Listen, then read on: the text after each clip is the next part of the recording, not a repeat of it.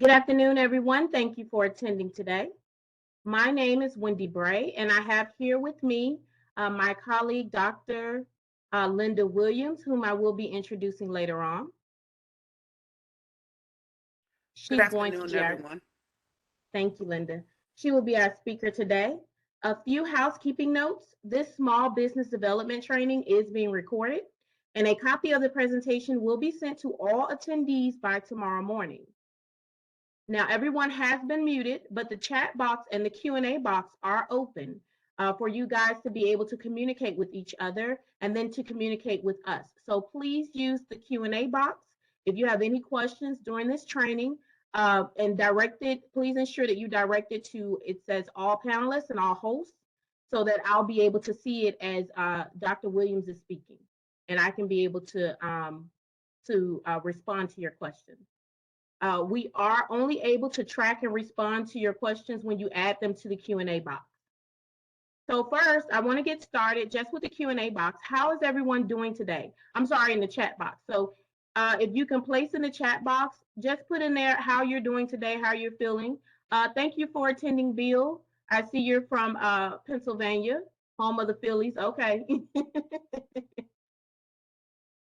That's good, Dwayne. I'm glad you're doing fine. Okay, all the way from Virginia. Okay, Karen.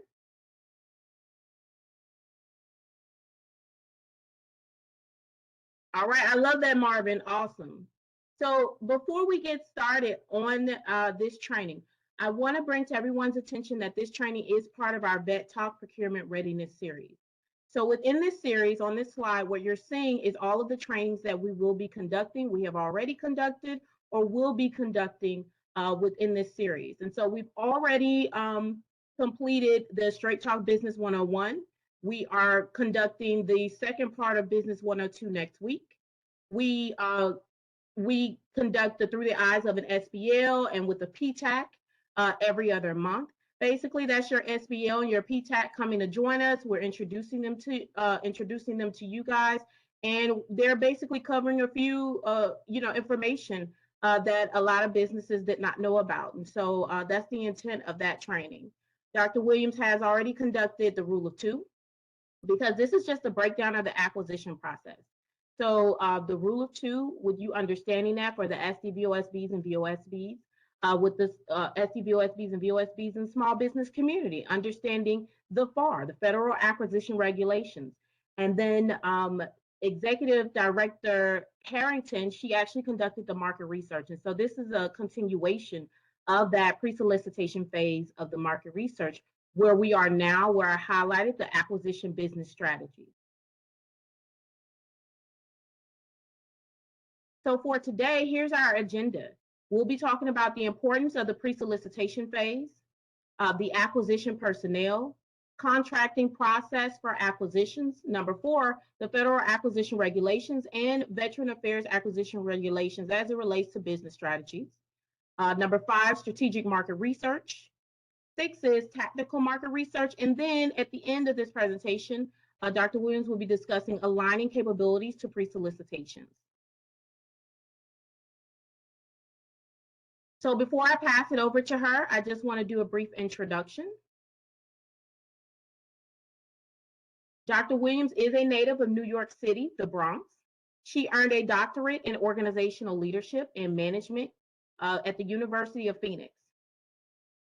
She also earned her MA in management with a BA in management and logistics from American Public Military University. Her military time was spent as a logistician in charge of central issue facilities, armories, and supply organizations, including special assignments for the Office of the IG. Her tour of duty included Fort Bragg, Fort Richardson, and Fort Hood in Texas, with periods at Fort Lee in Virginia. She transitioned as a civilian to work in several leadership positions using her logistical expertise. During that period, she purchased a franchise and opened a separate corporation offering commercial cleaning, high-level entertainer protection, investigative and security guard services, and continued to operate it for 14 years as the president and CEO as a private, personal, and federal government contract. She has joined the Veteran Affairs Administration and held positions as a supervisory contracting officer, procurement analyst, in her current role as well, senior small business specialist. Dr. Williams' military and VA awards and decorations has earned her several Army commendations, Army achievements, and good conduct medals, several VA certificate of commitment, advocacy, achievement, appreciation, and commendation, along with several letters of recommendation for exceptional performance. Today, her mission is advocacy, problem solving, improving, and expanding opportunities for the small business community. That mission brings her here today to enlighten, listen, and supply you with some of the tools necessary for your success. All right, Dr. Williams, I am now passing it over to you.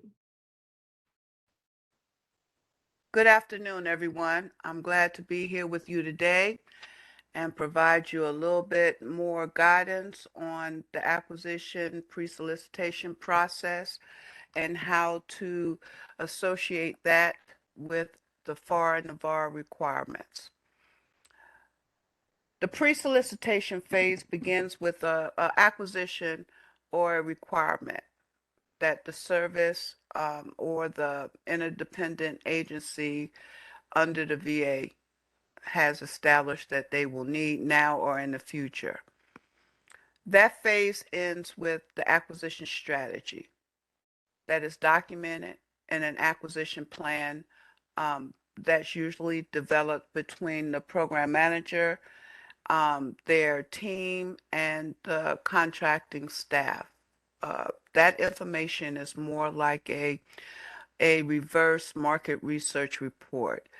It includes things such as what it is they're going to purchase, what kind of market research they intend to use to solicit that item, if it's commercial, if it's not, and all the other intricate details associated with that procurement. FAR 5.204 talks about contracting officers must provide access to pre-solicitation notices through the GPE, the government portal for solicitations, now, which is now sam.gov.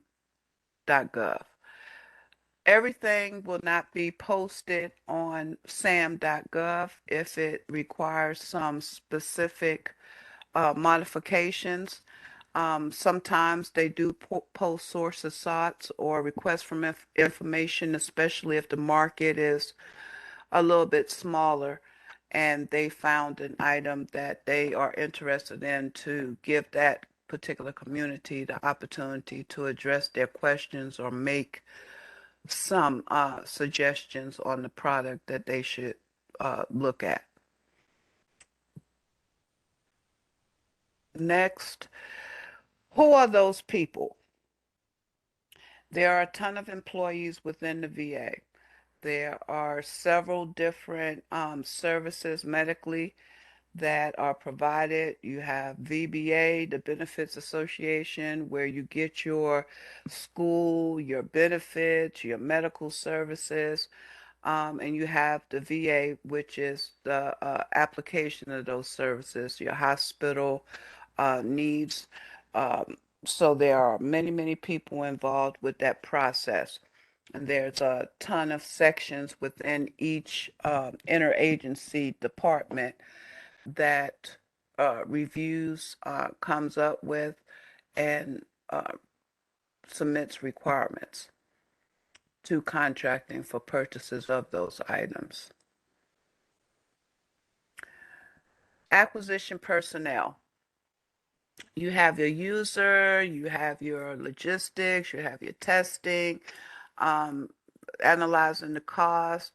We have to go through legal, and you have your contracting officer.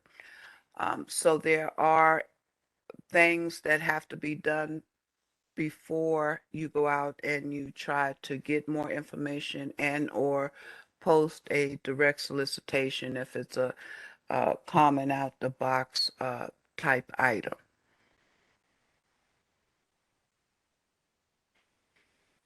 The process for acquisitions, we have our pre-solicitation phase. your initial planning, what we talked about earlier for your acquisition plan, which includes the market research. That includes your PWS, your statement of work, or your SU, your statement of objectives, and that's where they have to define their requirements. Even if it's an out-the-box item, it needs to be brand name or equal, then those items that particular product must contain or the functionality it must have has to be in those documents. And then the acquisition business strategy that we mentioned earlier, how we're going to procure that, which is twofold. Are we going to go on GSA, or we're going to use internal contracts that we've already developed? Are we going to use FSS, our interagency contracts, federal schedule contracts? Or are we going to go out with just a notification to those guys that are in that market and have them return some deliverables to us based on that PWS statement of work or SU? Your solicitation award is the RFQ, request for quote, your information posting, your request for proposal. And at that point, once that stuff is received, we do the evaluation and, if necessary, negotiations, and then the award process.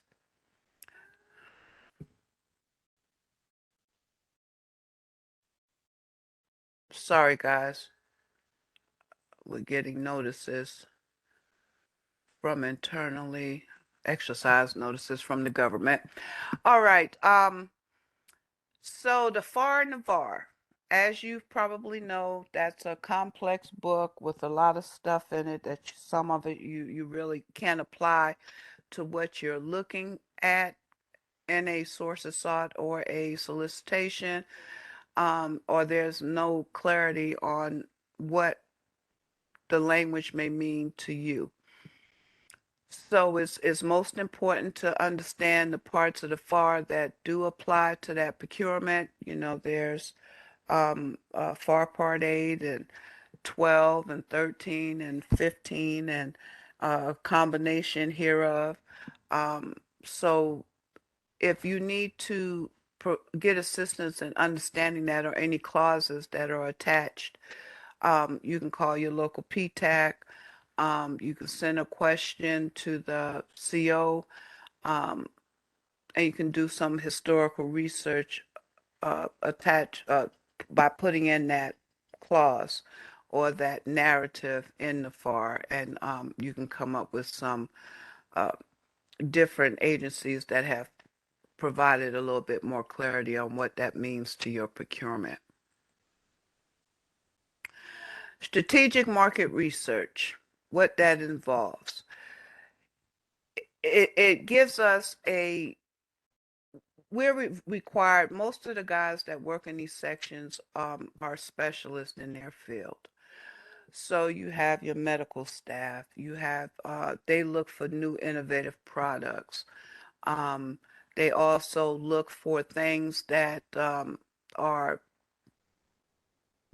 let's say, you know, a future concept. If anybody's working on it, if there's research that's being applied, models, something that the VA can use to stay ahead of the market itself.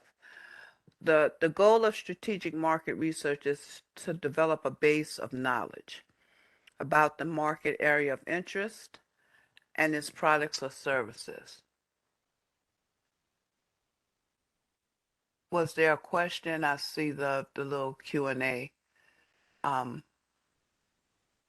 Linda. No question right now. Okay. Thank you. And what that helps the decision maker to do is to stay abreast of the latest developments in the market area of interest. Technology, business trends, products, services, and practices. The first thing that they will do is to identify the market, the product or service, what their requirements are, who are some of the users, who are some of the suppliers, are there related products and services. So for instance, we may have, we'll just take Dove soap. Well, we already know that Dove has a bunch of competitors. So once they look at those different types of soap, then they apply what they will need or things that they don't need and make a decision on what's uh, uh, going to satisfy the agency's need. Your When they identify the sources of information, they look at the economic data, their internal associations, be it IT, be it medical, be it education, HR, any of those things. The journals and publications associated with them. They also submit requests for information to industry should there be some new technology that they would like to take a look at, or they ask you for what's going on in the industry, so for you to provide them with information, and or they may ask you for recommendations. They use the media in some instances. They have conferences where they bring in vendors to get a better look at what they are requiring and what they may be missing. They also have trade shows and they do web searches. Um, Collecting information. They have to determine the information that's desired. Devise a filing scheme, conduct research, and extract key information from sources. That's usually in your research field, especially now where we have model and research departments being established within the VA for new technology in the future for medical services. They will go out to the community, and they also have some established grants and loans that they're giving to new market medical device providers that can do modeling. Um, Document results. Devise format for reporting results. Discuss findings with their internal team members. Prepare a report of strategic market research results, and that's a requirement before a package is even sent to contracting, and communicate with others as needed.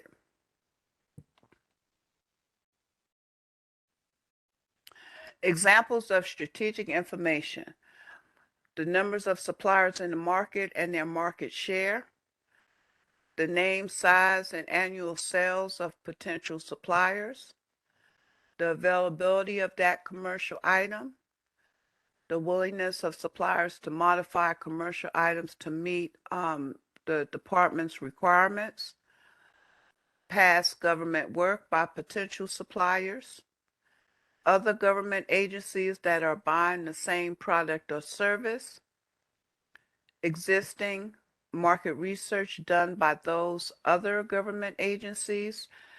We do some collaborative work with other agencies that may have already purchased a product that's especially on a large scale. Commercial business practices, terms and conditions, business, legal, trade, political, and other developments affecting the marketplace. Like we have the issue with, increasing gas prices, shipment of goods, how long it's taken to get certain things.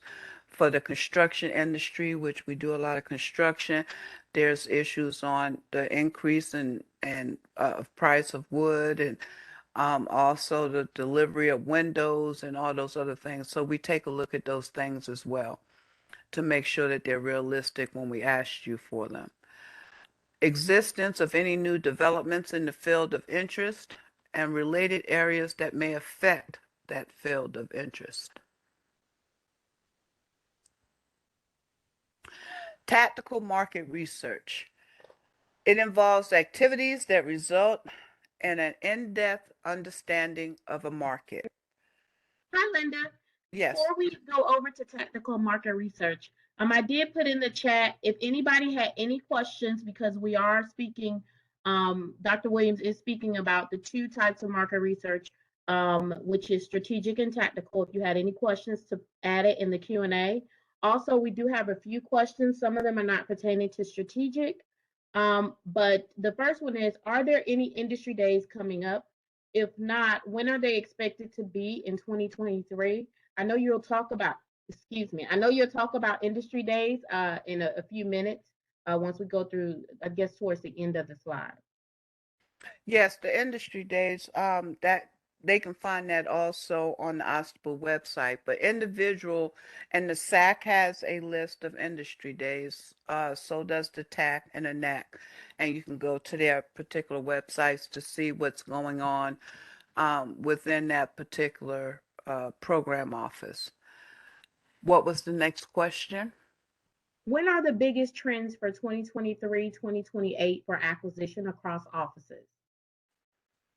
When you say trends, could you write in your, in response to your question, give me some clarity on what you mean as trends? Okay, and so while we're waiting for them to add that in, we had another question. What is the relationship like between the NAC, the SAC, and the TAC and the end user? Their relationships are good. And I've worked with all across the agency with the NAC, the SAC, the TAC, the PCALC, the DALC, um, all of that. And the relationship, one is a contracting activity. The other one is the program office. The contracting activity is more specific on the statutory requirements that they don't, say, write things in their PWS that are not in line with what they can write based on the FAR and the VAR. They provide them with guidance on existing contracts, what would be considered brand name and equal, and so forth. So their relationships have to be collaborative. Um, while the contracting officer is not the doctor, they're not the physician, they're not the electrophysiologist, they're not the, any of these program offices, they don't tell them what they need. They know what they need. Is the contracting officer's job to ensure that they provide them guidance on how they legally structure their PWS statement of work to procure those items. So once again, their relationships are good. Next Okay, question. thank you. And then our next one is, how do you find out who is doing market research in your product area? Well, the market research in different product areas, internally, we don't know that until we are contacted to do a market research RFI for them. And that's only on specific things at certain dollar thresholds. You can't find that out. What you can do is, if any new technology, we do have links for you to submit that information. You can use Pathfinder to register and also be forwarded to those teams that are for innovation. So that's a pretty hard question when it comes to PDMs, your program managers, because there's a ton of them in the VA, and what they're thinking and doing at any given time, no one really knows. Some of them don't know within their own section until their directors or their executive directors that do attend these conferences or do make decisions on the best efforts for the veterans. They're not made aware until the last, to that point where they have the money to buy it. Okay, and then going back to our previous question, when are the biggest trends for 2023, 2028 for acquisition across offices? They said, for example, data modernization or human capital, etc. Each one of those, they have their own website. So innovation, they have an innovative website. They can give you more information on what they're looking for, the proposals that they're accepting, and also for your HRM office, they have their own narratives on their website to tell you what they're looking for as well. But to look at your forecast of business opportunities, our FCO website until it transitions over to GSA. Uh, the forecast is not right now a total of 5 years out. It's usually yearly. Some requirements will have a 2 or 3 year narrative in there, but there's not a lot of them. But you can go directly to the section that you are interested in selling to, for instance, prosthetics, or if it's innovation or any of those things. And you can always put VA in caps in the search engine and any section that you're looking for. And 99% of the time, you will come up with the contact page and a email or a phone number that you can call. Thank you. And then our last question, is it customary for the government to request a price quote from a vendor during market research phase? It depends on what it is. They can, they can ask for pricing to take a look at what the industry, because that may be a more of a, they're trying to look at what the pricing is out in the public, because what they may be coming up with or what they're being told is that uh, it can vary. And the pricing may be dependent on what that product or service offers. So yes, they can ask for a quote. And I'll give you a good instance. In NASA suit, we don't ask for quotes. What they may be at, they may ask you individually for a source is sought, but their search engine is set up where you have to provide a quote. So it all depends on what that particular program office and the CO has agreed to do and the purposes behind that. Thank you, Linda. That was the last question. All right, so to go back to tactical market research, it involves activities that result in an in-depth understanding of a marketplace. It's concluded during the acquisition, it's conducted during the acquisition process to answer specific questions about the market, its suppliers, products, and services in order to shape the acquisition strategy. So if, for instance, if you only have two people that make a particular product in the United States, or are those two individuals outside of the United States, and are they subject to, other parts of the FAR and as far as doing business with them? So a lot of times people look at that to make sure that we are in compliance with our existing TAA requirements. Tactical market research builds on results of ongoing strategic market research, using those findings to help identify targets for more in-depth research.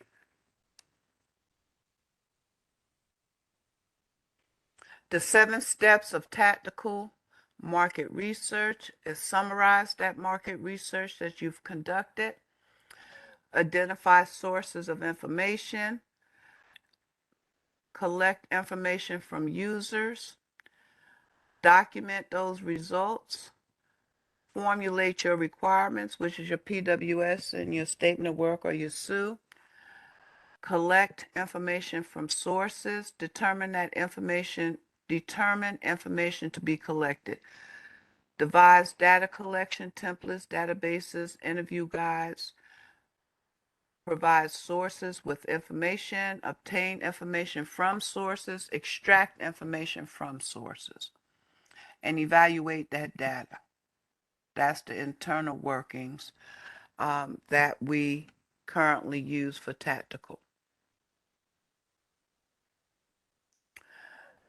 Now we'll talk about other types of tactical research, which is your RFI and your sources sought and industry days.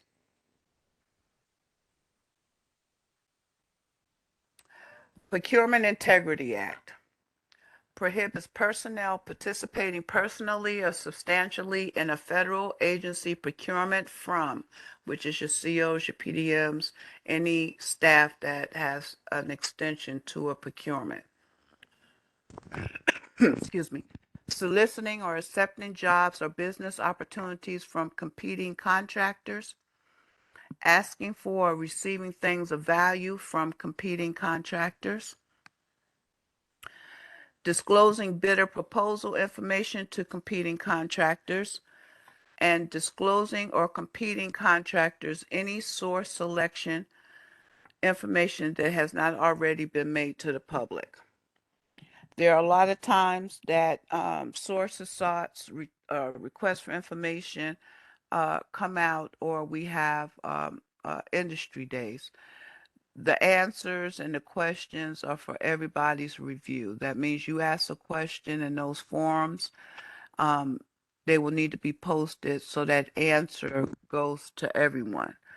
So a lot of times that has to be done in writing with a time frame that the CO will post them for everybody to see and then respond to that particular procurement vehicle. We've had a lot of instances where people have got caught up in doing deals with vendors and getting monetary returns, gifts and presents. We just don't take so that the conflict is not there. Merry Christmas, Happy New Year is good enough, and uh, move on. It gives no preference if you send anything to a CO. It has to be below $1 threshold anyway, and they're going to give it to everybody, for use with everybody, or return it to you. Aligning capabilities to pre-solicitation. Now, the example that says restrictive, there are parts of this that become restrictive because it eliminates and minimizes the marketplace and who can provide that service. Now, for this first one, it says minimum primary instructor requirements are as follows.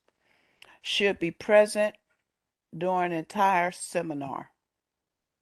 Shall have a master's degree in any subject area. Shall have a minimum of 3 years experience counseling flag/general officers or senior corporate executives specifically related to outplacement services.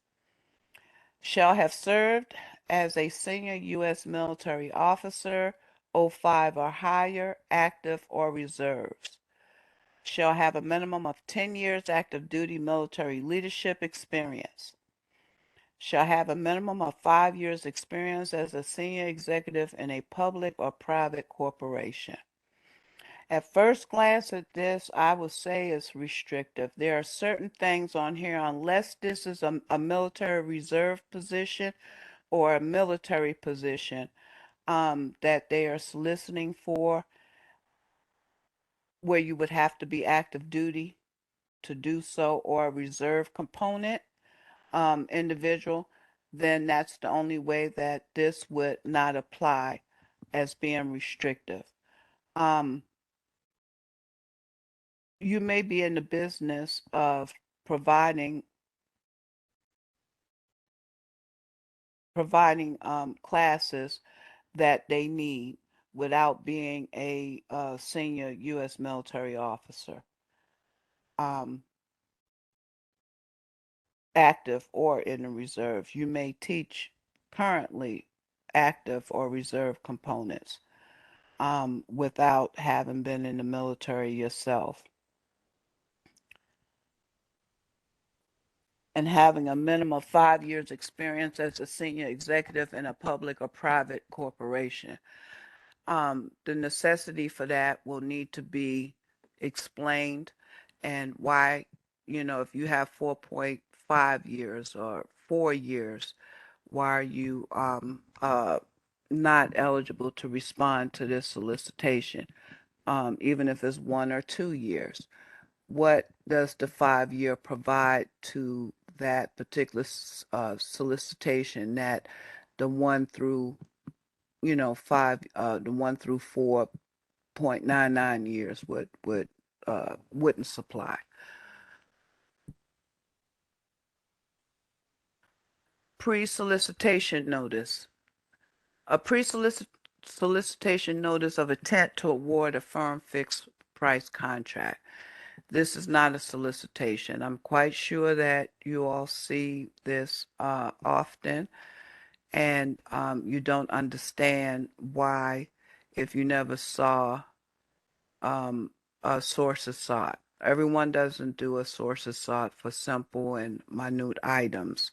Um, but they will do for large procurements a pre-solicitation to let you know that something's getting ready to come out, or it may be attached to the solicitation, which will come out 5 or 10 days later, or whatever amount of days they put on it in our system.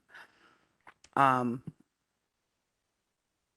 if you see something in this narrative, for instance, this one is for new TVs and arm mounts, with our preference for SDVO, SDVOSB and VOSBs. There may be mention on your behalf to them to say, well, in this industry or in VIP, there may be 900 people that supply these parts, and why is this not set aside? Okay, so it's important to read these and to understand the methodology behind them posted it in a particular way, especially if you see a sole source requirement. It has the instructions on there of how to respond, if you can provide these services and so forth, and make sure you do it in a timely fashion. Aligning your capabilities to pre-solicitation. One of the things that I advise all companies to do, and I've went through and have many conversations with vets throughout the years about their capability statements and how to align them with the requirement.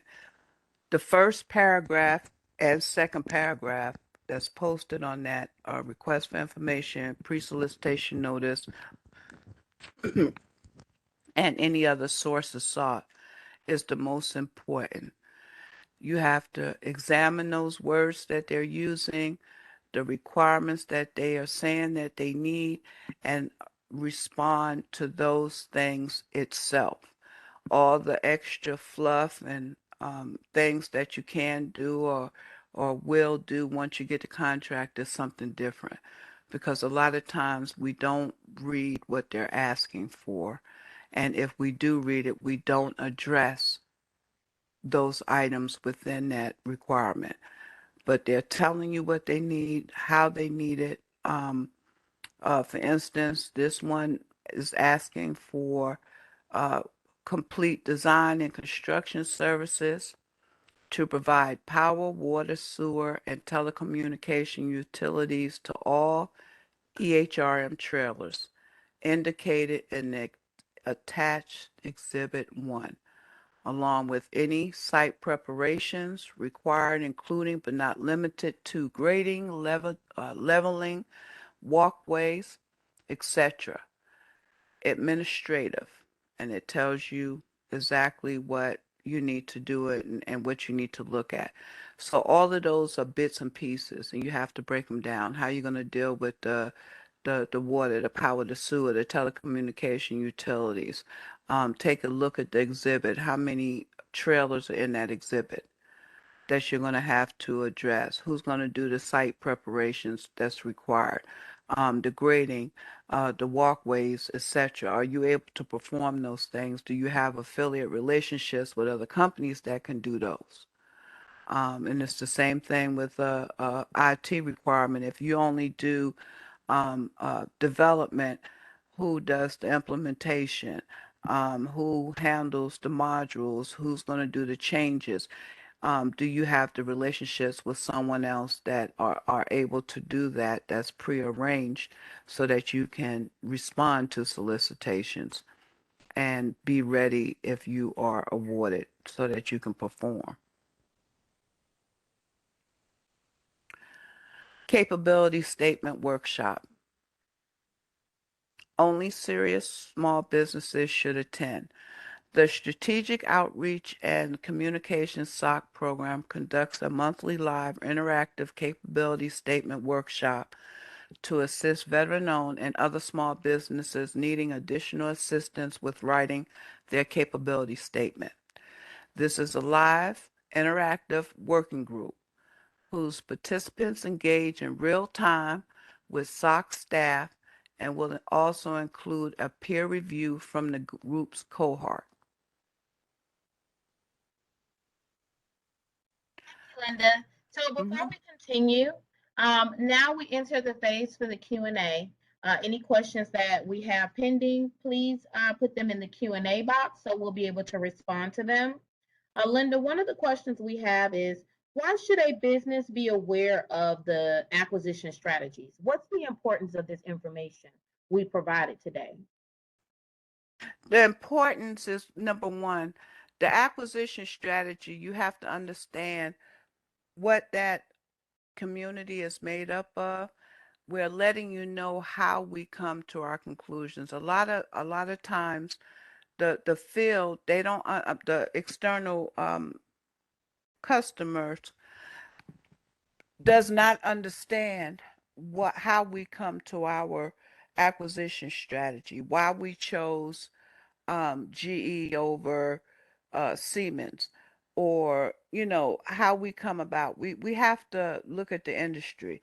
That's the importance of you keeping up with technology changes or industry changes, be it a service, and understand what the department is looking for, so that you can also stay abreast with the requirements as they come out on sam.gov. So if you know that the agency is looking for a new developing modeling item, um, and you're in that business, but you're not quite to that point yet, then maybe you need to go to that third module instead of working on your second module for another agency. Look at that third one if you plan on responding to the VA. So how we do things internally, you need to understand as well. It's just not looking at a source of sought or a request for information or a request for proposal, not knowing how we came about it or why we're asking you for information. So it kind of sounds like businesses should be making sure that their business is visible. Um, do you have any recommendations concerning how a business can ensure that they are visible to the acquisition personnel? Well, the acquisition personnel, when you say that, you're talking about contracting. Contracting doesn't buy, they sign, they obligate. Okay. The program managers in each division within the VA, they have conferences. You have your small business liaisons that are having different conferences that are also on our website. They also contact the communities that they know are within their areas and have individualized hospital conferences. So those are things you got to keep up with. Um, Also, currently, let me ask you, Wendy, the link that we have, it can be set up for notifications, correct? Because I know at one time, if a vendor registers, if anything's added to our event website, they'll For get a notice. subscriptions? Huh? For subscriptions? Yes. Yes. So Okay. the vendors have the ability to go to the OSDBU webpage, and you guys, and I can show you.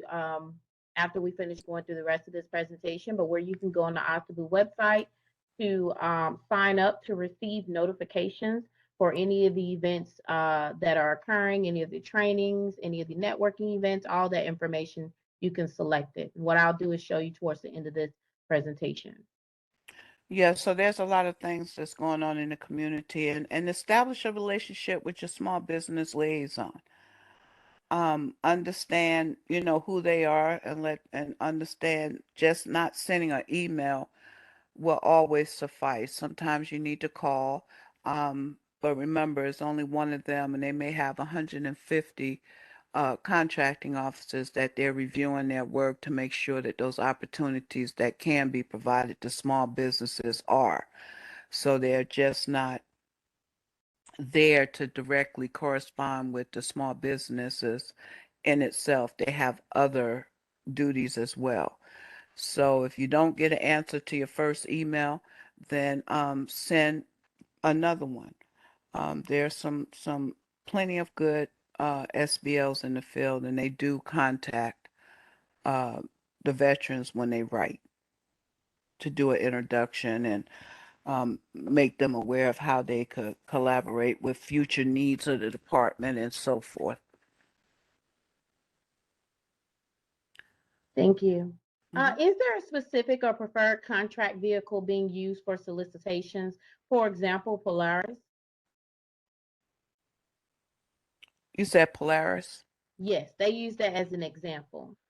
Polaris is used like by DOD, EPA.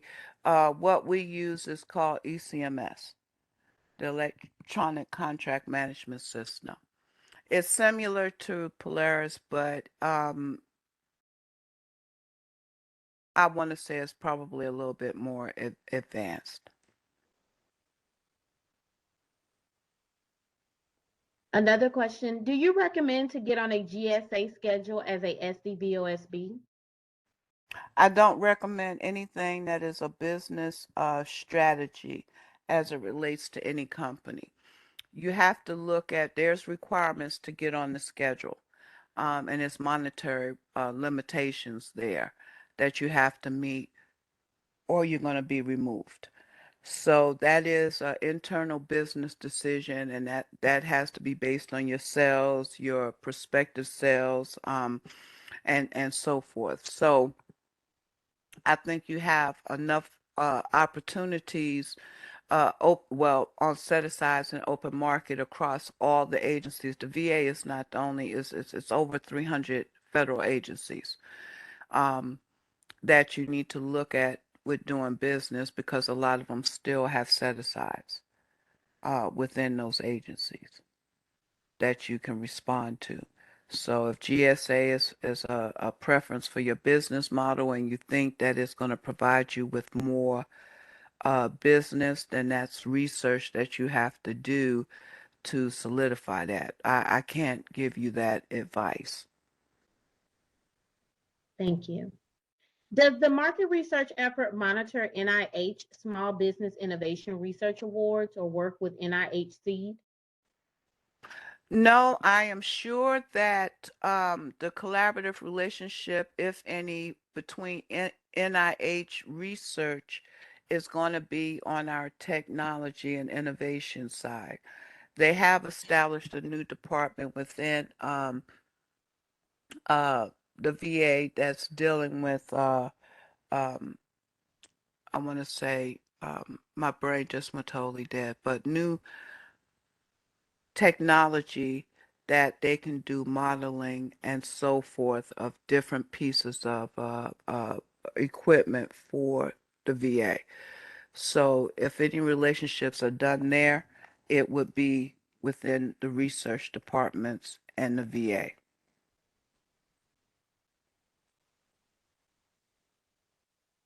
Are sole source awards made to SDVOSBs or VOSBs? They are.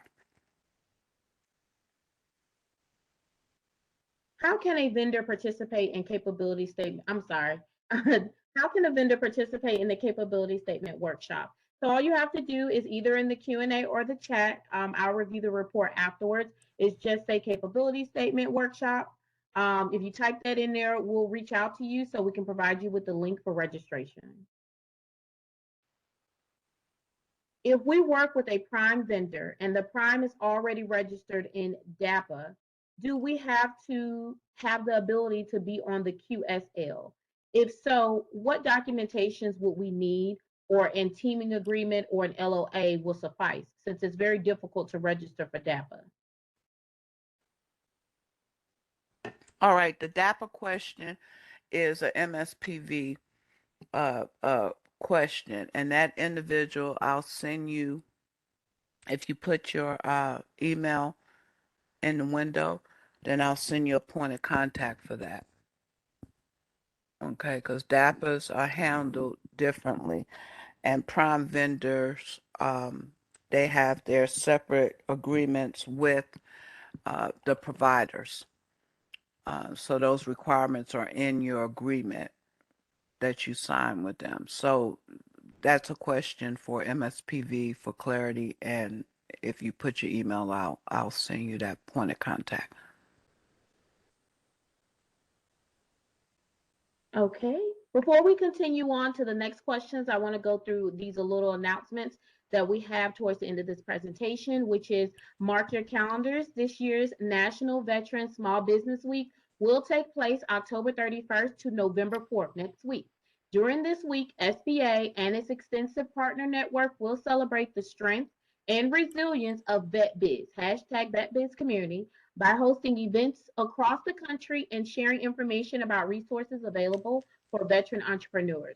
So go ahead and head over after this training and to visit their website to stay up to date and find those events that are near you.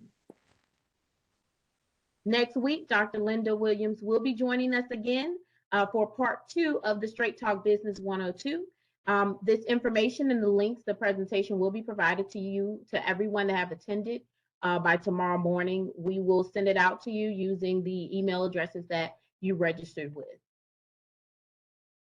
There were a few questions I saw asking for our contact information. Here's the OSDBU Help Desk phone number. Also, this is the Acquisition Support Team, AST, email address, and then the Strategic Outreach and Communications Team. That's education, training, outreach, and communications. Here's our email address if you need to reach us. And then the link to our social media accounts. So going back to the Q&A, and we do have about 8 minutes left, 7 minutes left. What is required for vendors to access ECMS? You have no access to ECMS. That's a federal contract management tool. So only contracting officers and internal VA staff have access to that. How can a SDVOSB receive a sole source award? What are the requirements and what are the limits? What I will do is have that individual put their email address in there, and I will send them the guidance on sole source awards, because there's a stipulation there too, and it has to do with manufacturer waivers and so forth if they are a provider of equipment and supplies. And there's subcontracting issues as well. So that individual, I either will call directly or forward them information, and they can let me know if they need some more clarity. Okay. Okay, thank you. What agencies grant sole source awards to SDVOSBs? Do you know that information? Also, what can a vendor do to engage agencies?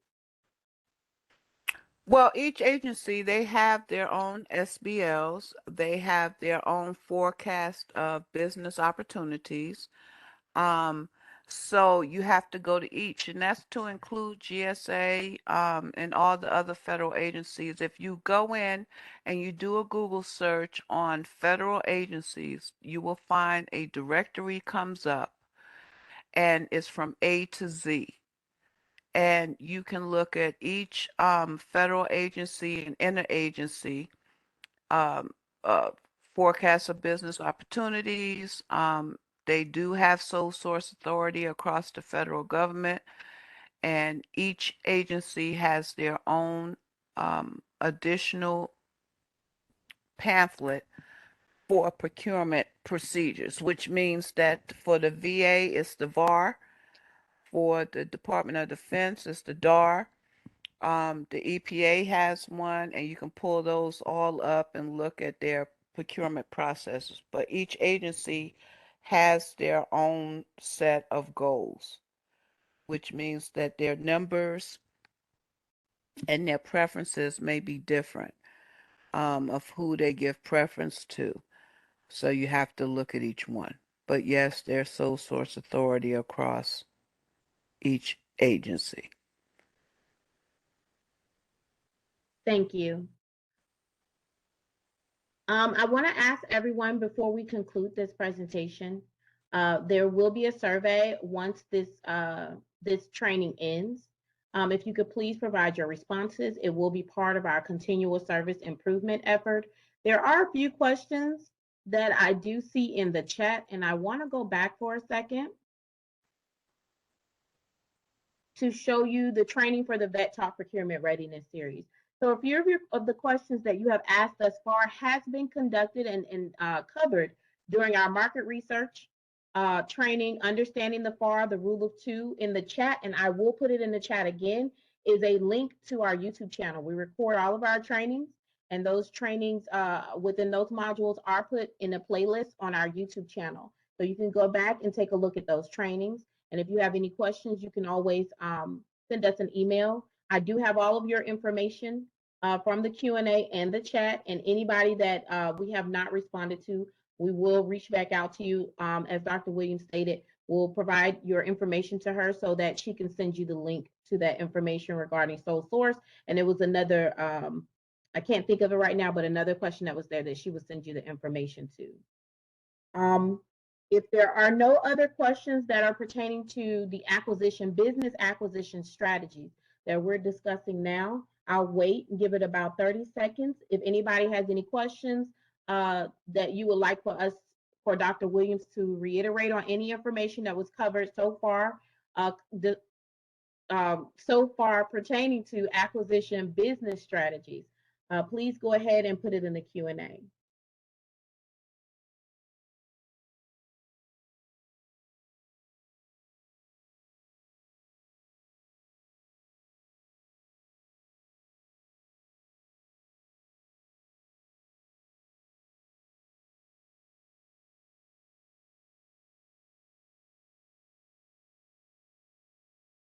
This training today concludes the pre-solicitation phase, a part of the Vet Talk Procurement Readiness Series. All other trainings being conducted will cover the solicitation award phase as well as the post-award phase.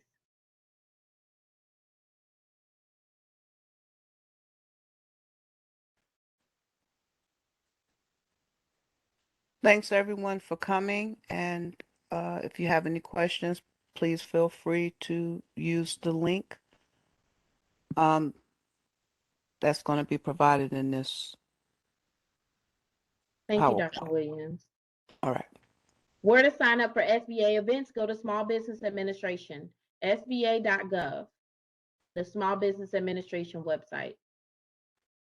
There were a few, thank you, Dr. Williams, very clear and concise. Did you show them, give them a quick view of all the links that you provided? Because those are important for them to navigate their way, especially if they're new.